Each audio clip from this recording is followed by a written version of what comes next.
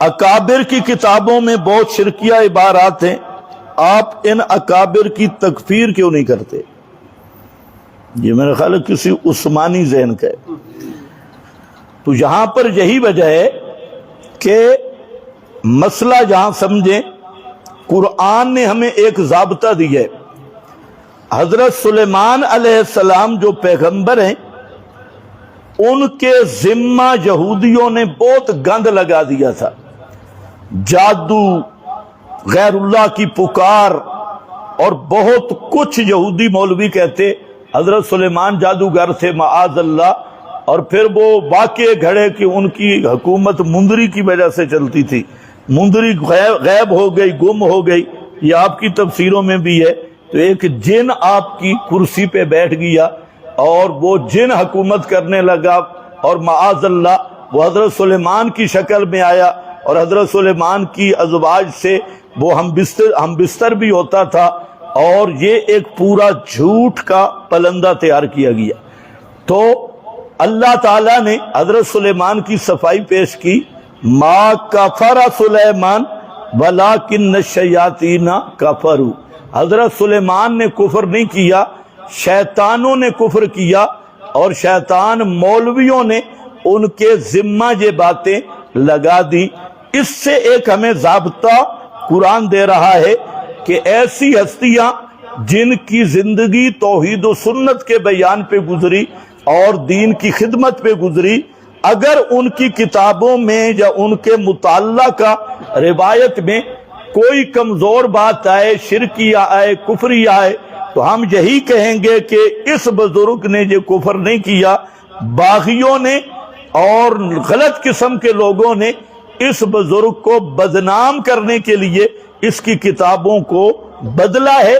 بشرطے کہ وہ بزرگ خود ٹھیک ہو اور اس کی زندگی توحید و سنت بیان کرتے گزری ہو۔ لیکن اگر بزرگی احمد رضا خان جیسا ہو، یا ملا باقر مجلسی یا احمد یار خان گجراتی جیسا ہو جو ہو ہی بے ایمان، تو اسے ہمیں تعویل کرنے کی بھی ضرورت نہیں ہے۔ تو جو اہل توحید کی کتابوں میں، اور اکثر یہ ہوا ہے، اس پر انشاءاللہ میں پوری تفصیل سے بیان کروں گا کہ کئی کتابیں بدلی گئیں۔ کتاب پرانے زمانے میں پریس تو نہیں تھی کہ آپ اس میں کتاب دیں اور 2000 کتاب نکل کے آ جائے، وہاں تو یہ شاگرد لکھنے والے ہوتے، ایک علاقے تک دوسرے علاقے تک اطلاع پہنچانا بھی مشکل تھا۔ تو پرانا دور کوئی آپ کے میڈیا کا دور نہیں تھا، تو کئی کتابیں لکھ کر بزرگوں کے ذمہ لگائی گئیں جو بزرگوں کی ہیں نہیں،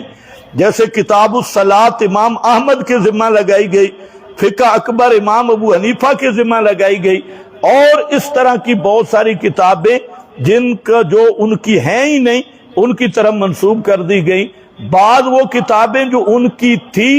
لیکن ان میں تبدیلی کی گئی، امام غزالی کے ذمہ، مولانا جامی، ملا جامی جو آپ پڑھتے پڑھاتے ہیں، ان کی ذمہ کتابیں لگائی گئیں، تو بہت زیادہ تحریف ہوئی ہے۔ تو اس کے لیے ہمارے پاس ایک ہی میزان ہے جس کا نام قرآن ہے، جو قرآن کے موافق ہے ہم لیں گے، جو قرآن سے ٹکرا گیا ہم کہیں گے یہ یہودیوں، باغیوں، بے ایمانوں نے لکھا ہے اور بزرگوں کو بدنام کرنے کے لیے لکھا ہے۔ تو ہم اکابر کی تکفیر اس لیے نہیں کرتے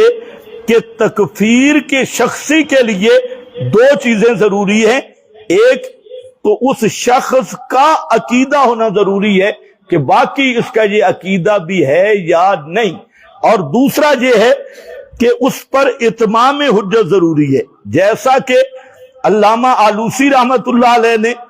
تصریح کی کہ ایک آدمی وہ بیان کرتا ہے کہ میں نبی کریم علیہ السلام کو آخری نبی مانتا ہوں، آپ کی نبوت رسالت مانتا ہوں، لیکن یہ مجھے نہیں پتا کہ آپ انسان تھے یا نہیں، بشر تھے یا نہیں، اس مسئلہ میں ہم نہیں پڑھتے۔ تو فرمایا ہم اس کو پہلے سمجھائیں گے کہ نبی کریم علیہ السلام انسان اور بشر تھے اور افضل البشر تھے، اگر اس نے مان لیا ٹھیک، اگر انکار کیا تو حکمنا بکفرہ۔ یہ ہوتا ہے شخصی تکفیر کا اصول کہ جو بزرگ ہم سے پہلے چلے گئے، اگر ان کی اکثر چیزیں ٹھیک ہیں، بعض غلط ملتی ہیں، تو اس قرآنی اصول کے مطابق ہم کہیں گے کہ یہ باغیوں کی لکھت ہے، ان کا اگر ہمیں معنی سمجھ نہیں آتا، آخری آپشن یہ ہے کہ ہم اس کو اللہ کے حوالے کریں گے۔ اور جو موجودہ قرآن کے منکر ہیں اور انہیں سنایا جائے کتابیں تو آگے سے اکڑتے ہیں، تو ان کے کافر ہونے میں کوئی شبہ